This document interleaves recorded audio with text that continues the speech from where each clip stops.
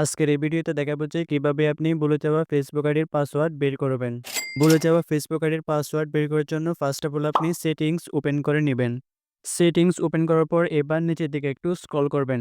একটু নিচের দিকে আসার পর এখান থেকে আপনি গুগল অপশনটি খুঁজে নিয়ে গুগল অপশনটির উপর ক্লিক করবেন। গুগল অপশনের উপর ক্লিক করার পর এখানে আপনার জিমেল অ্যাকাউন্টটি দেখাবে। এবার এখান থেকে আপনি আপনার জিমেল অ্যাকাউন্টের উপর ক্লিক করবেন। আপনার জিমেল অ্যাকাউন্টের উপর ক্লিক করার পর এখান থেকে আপনি ম্যানেজ ইউর গুগল অ্যাকাউন্টের উপর ক্লিক করবেন। ম্যানেজ ইউর গুগল অ্যাকাউন্টের উপর ক্লিক করার পর ইন্টারফেসটা এরকম শো হবে।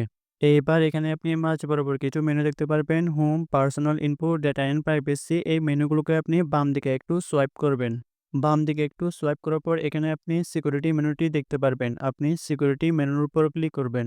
সিকিউরিটি মেনুর উপর ক্লিক করার পর এবার এখান থেকে আপনি নিচের দিকে একটু স্ক্রল করবেন।